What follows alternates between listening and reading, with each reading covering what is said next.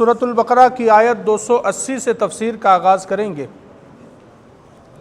اللہ رب العزت نے سورۃ البقرہ کی آیت 280 میں ارشاد فرمایا وَإِن كَانَ ذُو عُسْرَةٍ فَنَظِرَةٌ إِلَىٰ مَيْسَرَةٍ، اور اگر قرض دار تنگی والا ہے تو اسے مہلت دو آسانی تک۔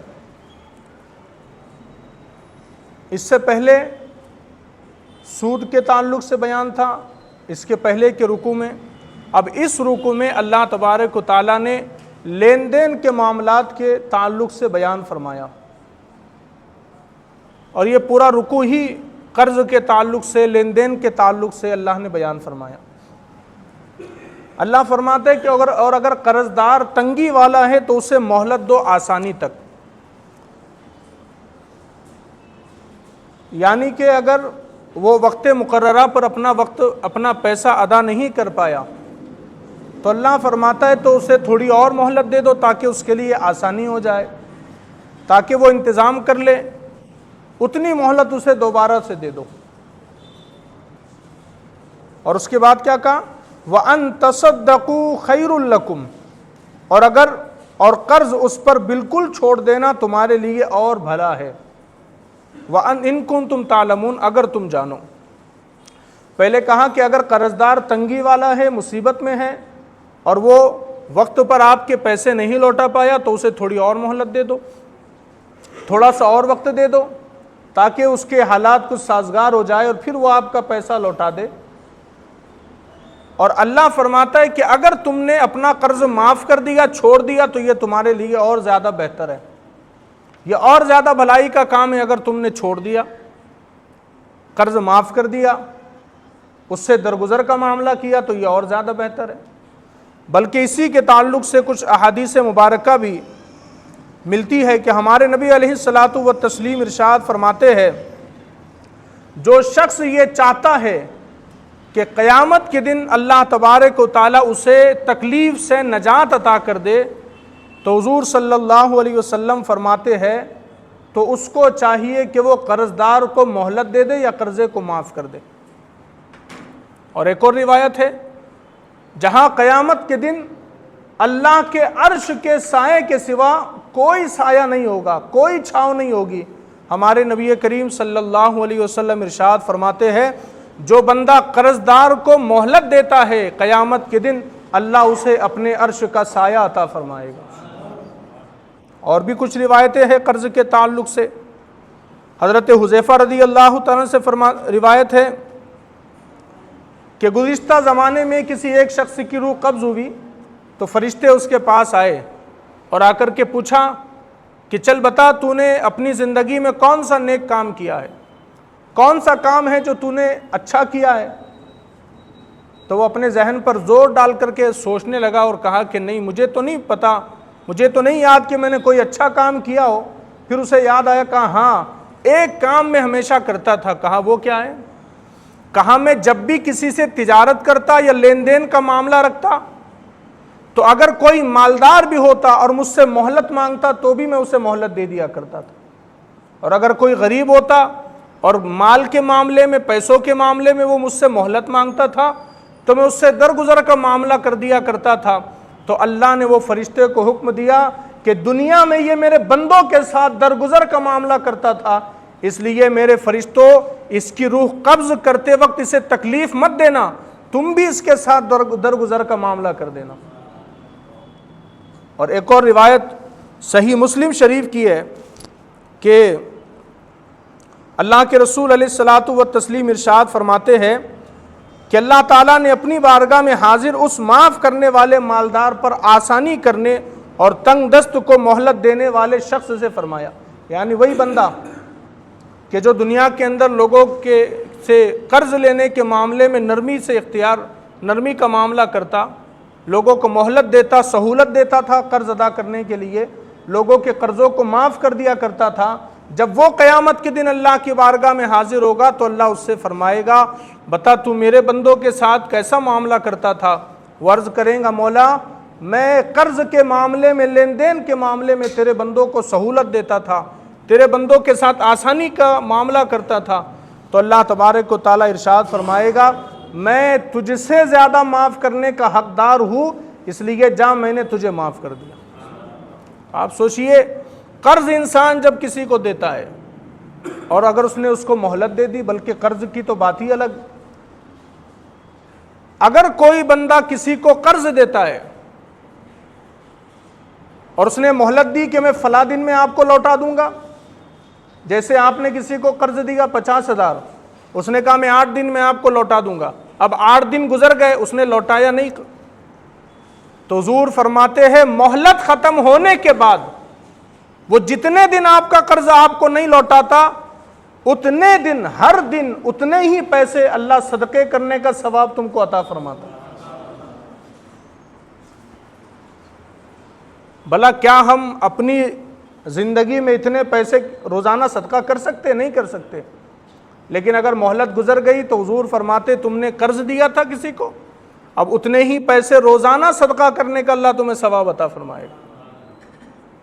لیکن اس میں یہ معاملہ بھی ہے کہ قرضدار تو بھلے انسان کو تھوڑی بہت مہلت دے ہی دیتا ہے، لیکن جس انسان نے قرض لیا ہو اس کی نیت ہی نہیں ہوتی پھر لوٹانے کی، وہ سوچتا ہی نہیں کہ مجھے پیسہ لوٹانا بھی ہے، وہ سوچتا ہی ہے میں نے اس سے ایک بار پیسے لے لیا، اب بس اب یہ بھول جائے اپنے پیسوں کو، نیت ہی خراب ہو جاتی ہے انسان کی۔ تو یاد رکھیے گا، قرض نہ کبھی کسی کا جو قرض اگر ہمارے اوپر ہو تو اس کے تعلق سے یہ نہیں سوچنا کہ بس اب بھول جائے وہ میرے اوپر جو قرض ہے، بلکہ حضور فرماتے کہ شہید کا ہر گناہ معاف ہو جاتا ہے لیکن قرض شہید کا بھی معاف نہیں ہوتا۔ تو جب شہید ہونے والے کا قرض معاف نہیں ہوتا تو ہمارا تو اتنا بڑا درجہ بھی نہیں ہے، اتنی نیکیاں بھی ہمارے پاس نہیں ہیں۔ تو اس لیے خیال رکھنا چاہیے کہ اگر ہم نے کسی کو قرض دیا ہے تو تھوڑی مہلت دے، کسی سے قرض لیا ہے تو جلد سے جلد اس کا پیسہ اس کو لوٹانے کی کوشش کرے۔ اب چونکہ قرض کی بات چل رہی تھی، بہت سارے لوگ ہم سے بھی کہتے کہ حضرت کوئی ایسا وظیفہ بتا دے کہ جس سے قرض جلدی اتر جائے، جس سے قرض جلدی ختم ہو جائے۔ تو ایک روایت مجھے ملی حضرت علی المرتضیٰ رضی اللہ تعالیٰ عنہ سے، مولائے کائنات حضرت علی رضی اللہ تعالیٰ عنہ کے پاس ایک غلام آیا تو آپ نے اس سے اس کا حال پوچھا کہ تیرا حال کیا ہے؟ اس نے کہا کہ میں بہت زیادہ قرض میں دبا ہوا ہوں، میں جتنی محنت کر کے لوگوں کا قرض ادا کرتا ہوں لیکن پھر بھی مجھ پر قرض باقی رہ جاتا ہے، کہا بڑا مقروض ہوں میں۔ تو حضرت علی المرتضیٰ رضی اللہ تعالیٰ نے فرمایا اچھا تو مقروض ہے؟ کہا پھر میں تجھے وہ دعا نہ بتا دوں جو دعا میرے نبی نے مجھے بتائی تھی، اور کہا تھا کہ علی جو انسان یہ کثرت سے دعا کرے گا اگر اس بندے کے اوپر پہاڑ کے برابر بھی قرض ہوگا تو اللہ اس کو بھی ادا کر دے گا۔ کہا میں وہ دعا نہ بتا دوں تجھے؟ کہا بالکل بتائے کہ وہ کون سی دعا ہے کہ جس کے پڑھنے سے اللہ میرے قرض میں آسانی کا معاملہ کر دے گا، قرض اتار دے گا۔ تو مولائے کائنات فرماتے وہ دعا یہ ہے اکفنی بحلالک عن حرامک واغننی بفضلک عمن سواک۔ جو بندہ کثرت سے یہ دعا پڑھے گا اللہ تبارک و تعالی اس کے قرض کو اتار دے گا، اس کے سر سے قرض اتر جائے گا، لیکن بشرطے کہ انسان قرض دینے کی نیت میں ہو۔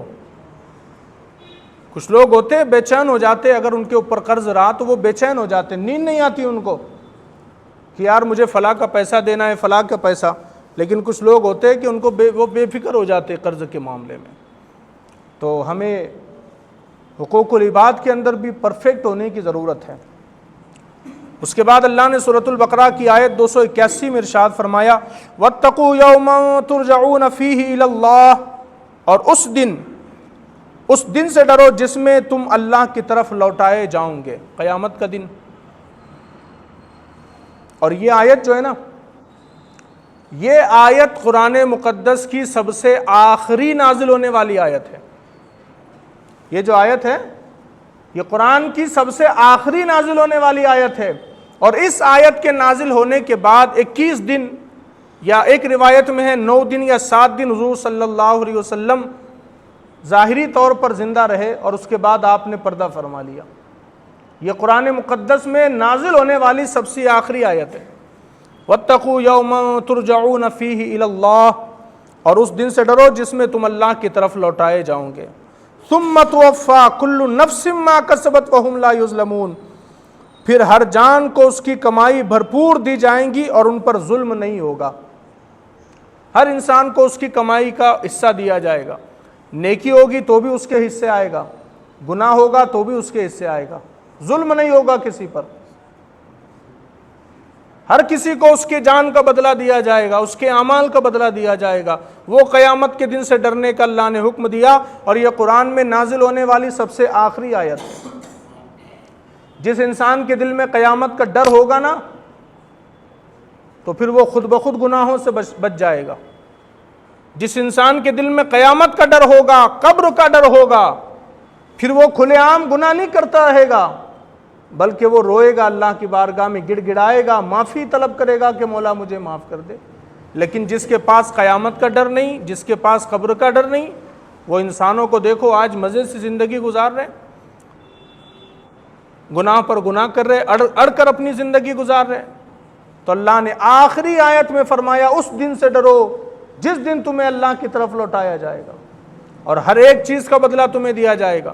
نیکی کی ہوگی وہ بھی حساب میں تمہارے کاؤنٹ ہوگا، گناہ کیا ہوگا وہ بھی اس کے اندر لکھا جائے گا، اور بدلہ دیا جائے گا۔ گناہ ہے تو جہنم میں جاؤ، بدلہ دیا جائے گا، نیک کام کیا ہے تو جنت میں چلے جاؤ۔ اور اب اس کے بعد جو آیت آ رہی ہے، یہ قرآن مقدس کی بہت طویل آیت ہے۔ اب آپ اندازہ لگا لیجئے اسی آیت کو پڑھنے میں ہم کو تقریباً 20 منٹ لگ جائیں گے، تقریباً تفسیر کرنے میں۔ یہ بڑی آیت ہے، طویل آیت ہے، اور یہ پوری آیت ہی اللہ تبارک و تعالیٰ نے لین دین کے معاملے میں نازل کی ہے، لکھا پڑھی کے معاملے میں نازل کی ہے۔ اور آپ دیکھیے گا، اگر ہو سکتا ہے شاید آپ نے کبھی اس کے تعلق سے نہ سنا ہو یا نہ پڑھا ہو، لیکن ہم بحیثیت مسلمان ہو کر کے کتنے پیچھے ہے قرآن کی تعلیم کے تعلق سے، یہ آپ خود اپنے دل پر ہاتھ رکھ کر کے اندازہ لگا لیجئے گا۔ اسلام ہمیں کیا سکھاتا ہے لیکن ہم کتنا اس پر عمل کرتے ہیں، یہ ہم اندازہ لگا لیجئے۔ اللہ رب العزت نے سورۃ البقرہ کی آیت 282 میں ارشاد فرمایا، یا ایھا الذین آمنوا اذا تداینتم بدین الی اجل مسمى فاکتبوہ، اے ایمان والو جب تم ایک مقرر مدت تک کسی قرض کا لین دین کرو تو اسے لکھ لیا کرو۔ اب آپ دیکھیے کتنے لوگ اس پر عمل کرتے ہیں۔ لین دین کے معاملے میں اللہ فرماتا ہے کہ اگر تم ایک مقرر مدت تک کسی قرض کا معاملے میں لین دین کر رہے ہو تو وہ لکھ لیا کرو۔ اور بندہ جب پہلے وہ لکھتا نہیں ہے، پہلے وہ اس کے ڈاکومنٹ نہیں بناتا ہے، پھر پیسے دے دیتا ہے، پھر بعد میں روتا پھرتا ہے کہ یار میں نے فلاں کو قرض دیا تھا وہ واپس نہیں کر رہا ہے، اس نے تو انکار کر دیا کہ میں نے تو کوئی پیسہ تجھ سے لیا ہی نہیں۔ تو یہ کیا نتیجہ ہے؟ اسلام پر عمل نہ کرنے کا نتیجہ ہے۔ پھر بعد میں وہ روتا رہتا ہے۔ 3 باتیں حضور صلی اللہ علیہ وسلم نے فرمائی کہ اللہ 3 لوگوں کی فریاد نہیں سنتا۔ ایک بندہ وہ کہ جس نے کسی کو قرض دیا لیکن لین دین کے معاملات میں اس نے لکھا نہیں، اور پھر وہ بعد میں روتا گھومتا ہے، پریشان ہوتا ہے۔ حضور فرماتے اللہ اس کی فریاد نہیں سنتا، کہ پہلے تمہیں حکم دیا گیا تھا کہ قرض کے معاملے میں، لین دین کے معاملے میں لکھ لو، تم نے نہیں لکھا، اب تم فریاد کر رہے ہو، اللہ تمہاری فریاد نہیں سنے گا۔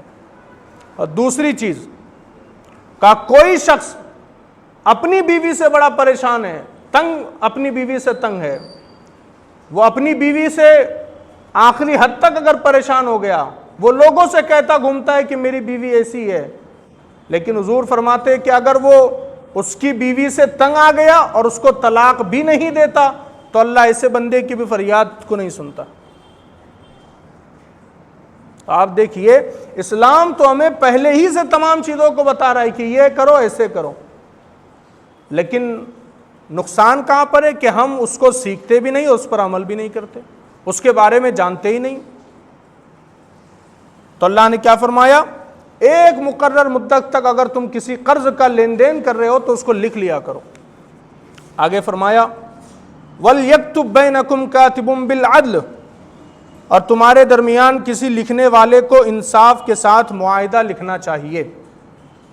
یعنی جو لکھنے والا بھی ہو معاہدہ، اس نے بھی انصاف سے کام لینا چاہیے. ایسا نہیں ہونا چاہیے کہ وہ کسی ایک پارٹی میں ہو تو اس کی طرف سے کچھ اچھی باتیں لکھ دے یا اس کے فائدے کی کچھ باتیں زیادہ لکھ دے. کہا ویسا نہیں، انصاف کے ساتھ صحیح لکھنے والا ہو.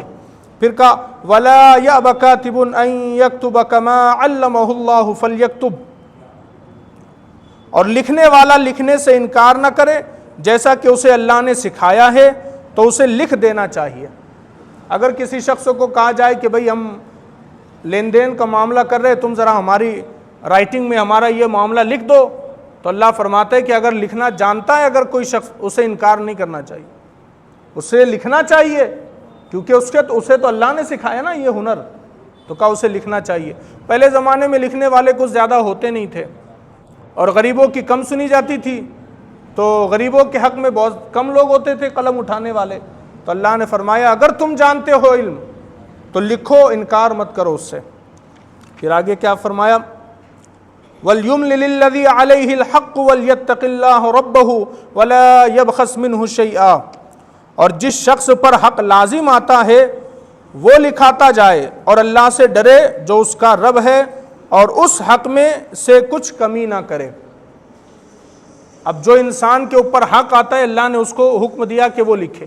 جیسے کہ آپ نے مجھے قرض دیا 50,000، تو اب آپ سے زیادہ میری ذمہ داری ہے کہ میں اس معاملے کو لکھوں.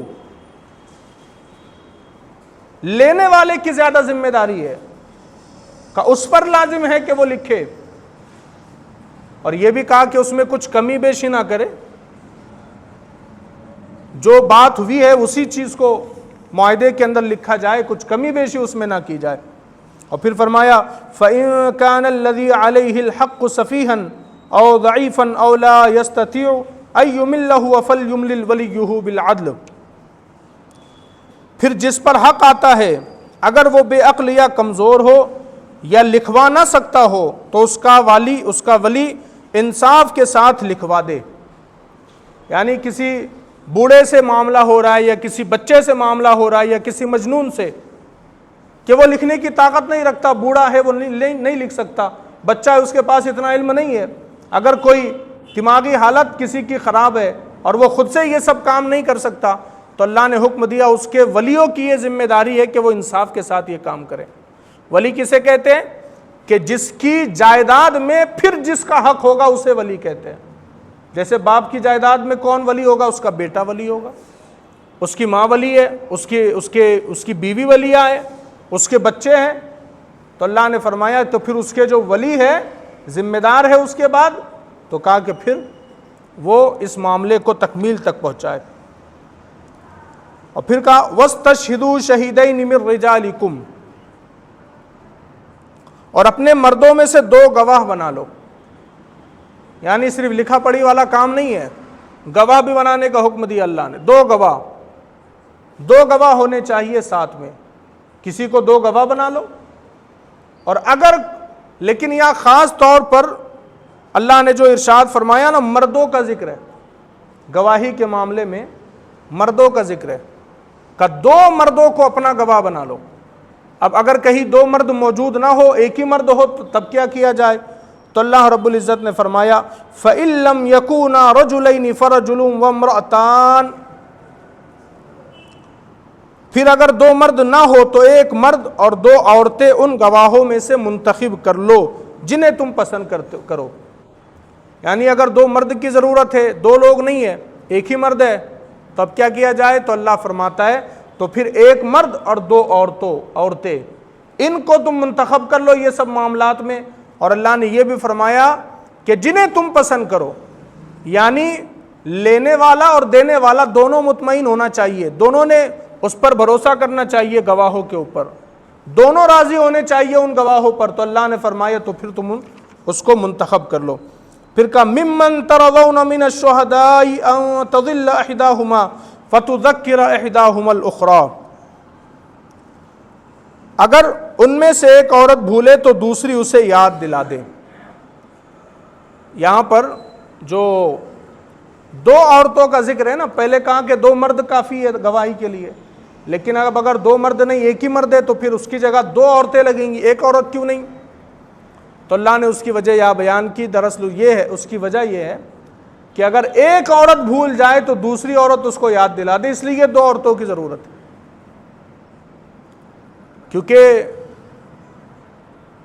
مردوں کے مقابلے میں عورتوں کا حافظہ تھوڑا کمزور ہوتا ہے, یا یوں کہے کہ ان کے اندر نسیان کی بیماری زیادہ پائی جاتی ہے, بھولنے کی بیماری زیادہ پائی جاتی ہے, کیونکہ عورت بنی ہے مرد کے تابع رہنے کے لیے, مرد کی اطاعت کرنے کے لیے.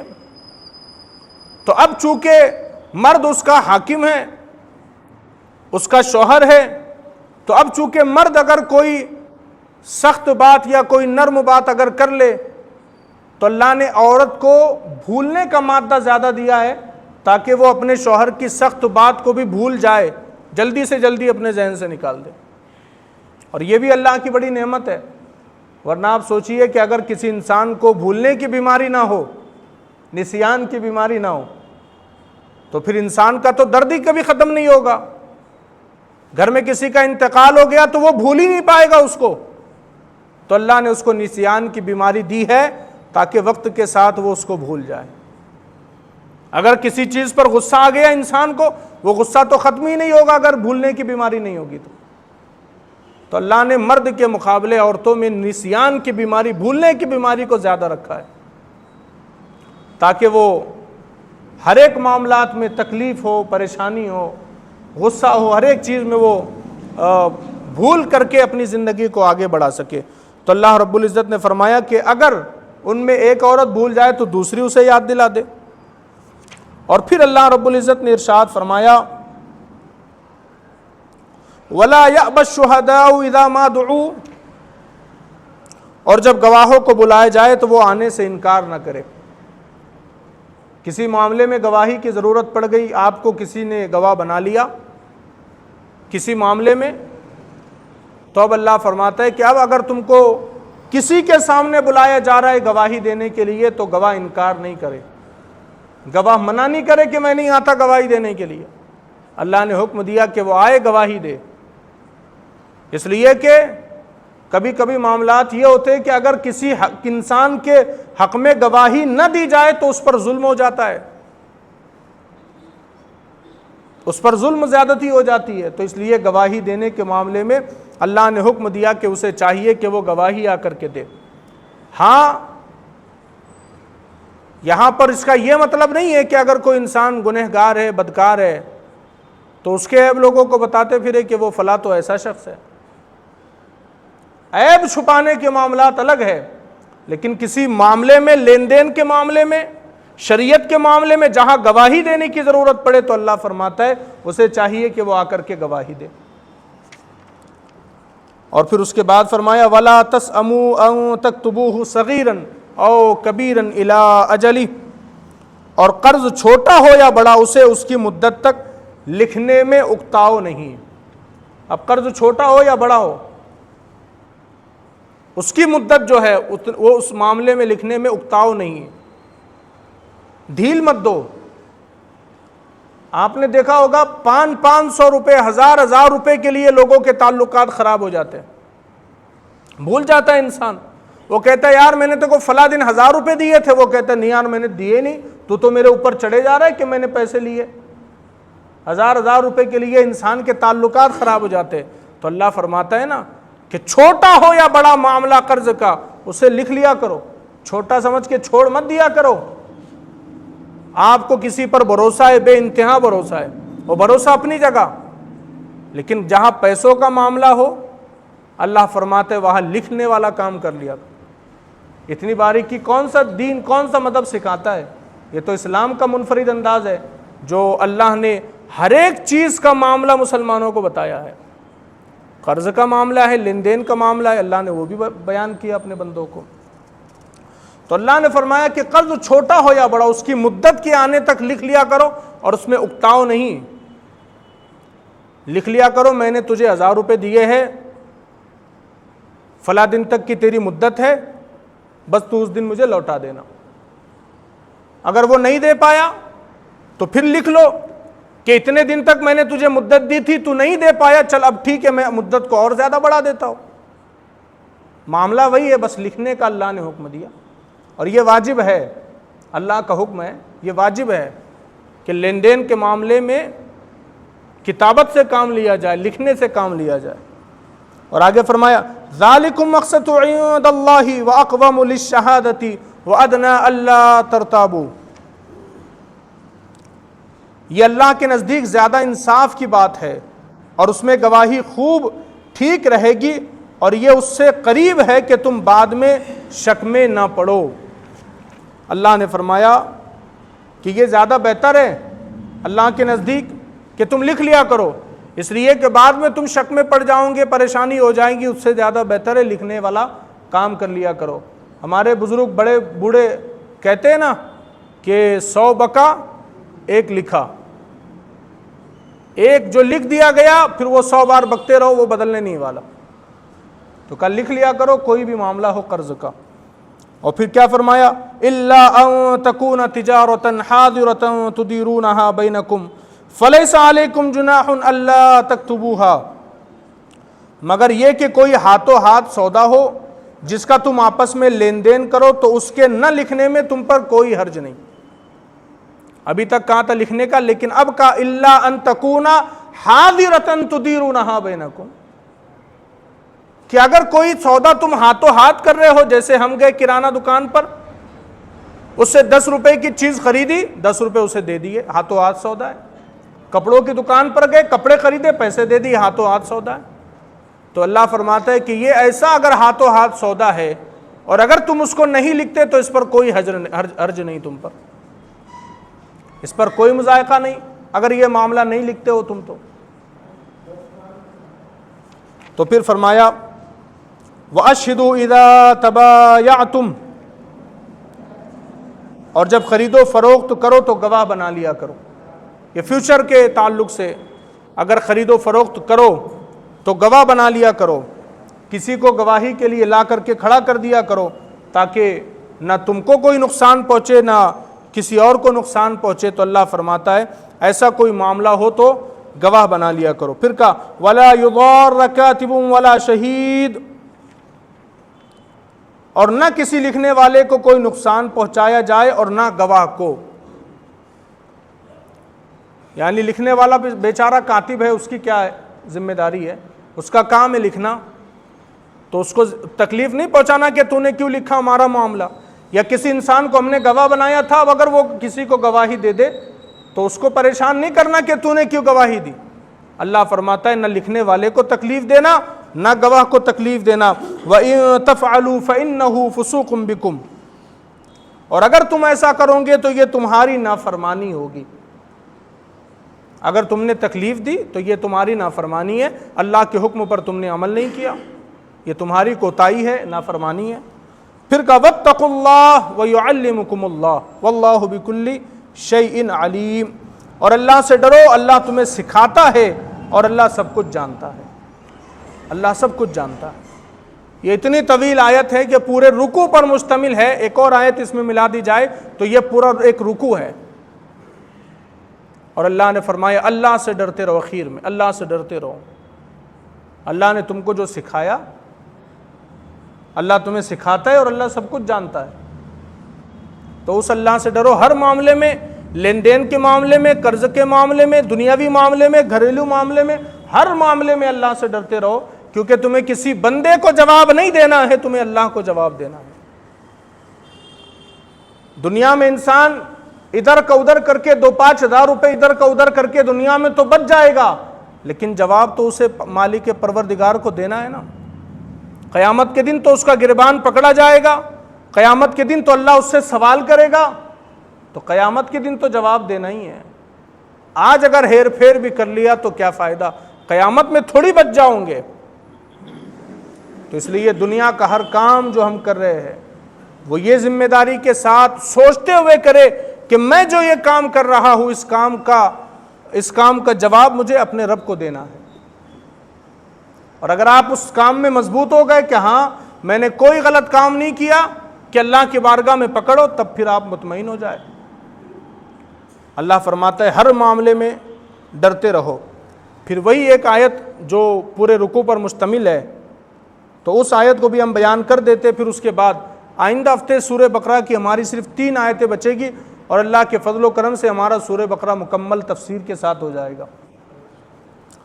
اللہ نے سورۃ البقرہ کی آیت 283 میں ارشاد فرمایا وَإِن كُنتُمْ عَلَى سَفَرٍ وَلَمْ تَجِدُوا كَاتِبًا فَرِهَانٌ مَقْبُوضَةٌ، اور اگر تم سفر میں ہو اور لکھنے والا نہ پاؤ تو گرو ہو قبضے میں دیا ہوا، گروی چیز کا یہاں تذکرہ ہے۔ اگر تم سفر میں ہو اور کوئی لکھنے والا نہیں ہے، اب کہاں سے ڈھونڈ کر کے لائیں گے کسی کو لکھنے والا؟ کسی کو قرض دینا ہے لیکن لکھنے والا کوئی موجود نہیں ہے، تو اب اللہ نے کیا فرمایا، کوئی گروی چیز تم اسے قبضے میں دے دو۔ جیسے میں سفر میں ہوں اور میں تم کو 1 لاکھ روپے دے رہا ہوں قرض کے طور پر، تو اب چونکہ کوئی لکھنے والا ہے ہی نہیں، کوئی گواہ ہے نہیں، تو تم اتنی مالیت کی کوئی چیز مجھے دے دو کہ یہ میں نے تمہارے پاس رہن رکھی، گروی رکھی ہے، امانت رکھی ہے، تو وہ چیز تم اس سے لے لو اور اس کے بدلے اسے پیسہ دے دو، مال دے دو، تو یہ معاملہ پھر وہاں پر ٹھیک ہو سکتا ہے۔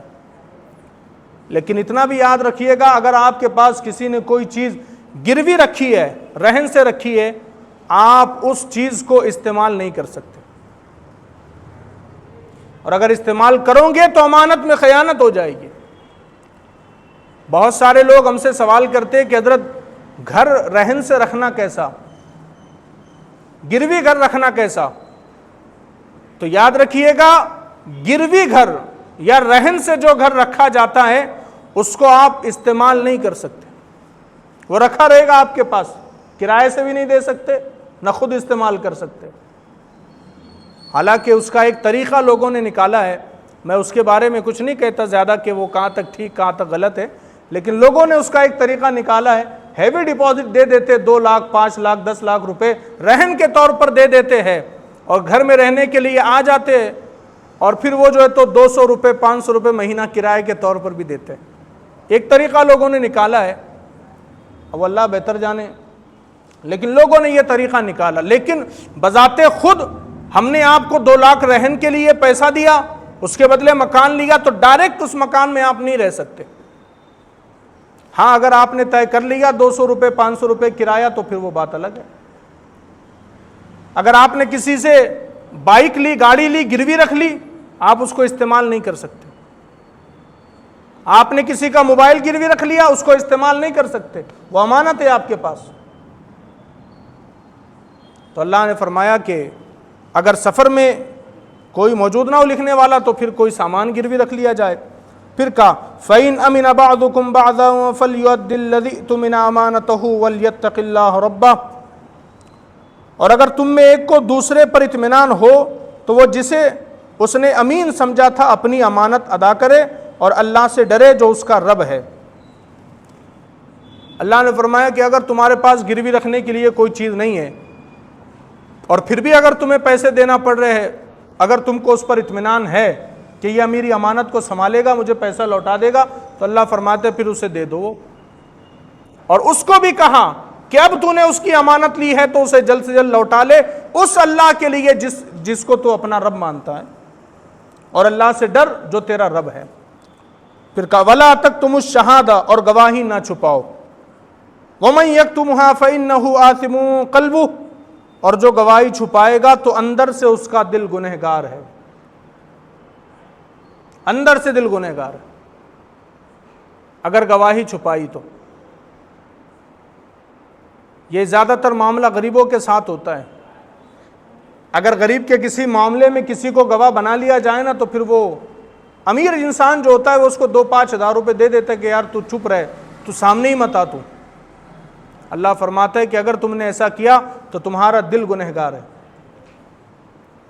ہاں اگر کسی کی عزت بچانی ہو، اگر کسی انسان کو زمانے کے اندر ذلیل ہونے سے بچانا ہو، تب اگر تم نے کوئی معاملے میں گواہی چھپا لی، وہ بھی معاملہ کوئی ایسا عدالت والا نہیں ہو، معاملہ عدالت والا معاملہ نہیں ہو، جیسے شریعت اسلامیہ کے اندر عدالت لگتی ہے، وہاں پر گواہوں سے پوچھا جاتا ہے بتاؤ اس نے یہ جرم کیا یا نہیں کیا، وہاں چھپانے کا حکم نہیں ہے، لیکن لوگوں کے اندر تو چھپانے کا حکم ہے۔ لیکن اسلام اتنی احتیاط دیتا ہے کہ اگر کوئی انسان چور ہے اور اگر تم نے اسے دیکھا ہے چوری کرتے ہوئے، اب اگر تم کو عدالت کے اندر اس کی گواہی دینی پڑی تو اسلام کہتا ہے تم گواہی دے دو لیکن یہ الفاظ استعمال نہیں کرنا کہ یہ چور ہے، بھلے اس نے چوری کی ہے، لیکن اسلام کہتا ہے کہ تم اتنا احتیاط کرو، ہاں تم یہ کہہ دو کہ وہ فلاں سامان اس کے پاس ہے، لیکن یہ مت کہو کہ اس نے وہاں سے چوری کی ہے۔ عیب چھپانے کا اللہ نے حکم دیا۔ اب ہم عیب کے بارے میں کیا بات کریں، لوگ تو الزامات لگا دیتے ہیں، کسی کا عیب چھپانے کی بات کیا کرنا، لوگ تو الزامات لگا دیتے ہیں، اس پر بھی لوگ اللہ سے نہیں ڈرتے۔ تو اللہ نے فرمایا اگر تم نے گواہی چھپائی تو اس کا مطلب تمہارے اندر دل کے اندر گناہ ہے اور تمہارا دل گنہگار ہے۔ واللہ بما تعملون علیم، اور اللہ تمہارے کاموں کو جانتا ہے، جو کام تم کر رہے ہو اللہ وہ سارے کام جانتا ہے، اچھے کام برے کام سارے کام اللہ جانتا ہے۔ تو یہ آج کی تفسیر تھی جو ہم نے بیان کی۔ اللہ رب العزت کا بڑا فضل ہے کہ ہم آخری رکوع پر پہنچ چکے سورہ بقرہ کے، اور صرف 3 آیتیں بچی ہے اور اس کے بعد ہمارا سورہ بقرہ مکمل ہو جائے گا۔ بڑی محنت سے اللہ نے توفیق دی ہے، بڑی محنت سے یہ سورہ بقرہ آج ہمارا ختم ہوا۔ نہ جانے کتنے ہفتے ہم نے اس کے اوپر کام کیا، 2 سال تقریباً ہم کو ہونے آئے، اور اب جا کر کے یہ سورہ بقرہ آئندہ ہفتے ختم ہوگا، 3 آیتیں باقی ہے۔ اللہ کی بارگاہ میں دعا کرتے کہ جو کچھ ہم نے سنا پڑھا بیان کیا ان تمام باتوں پر اللہ ہم تمام کو عمل کی توفیق عطا فرمائے۔ وآخر الدعوانا الحمد للہ رب العالمین۔ السلام علیکم ورحمۃ اللہ۔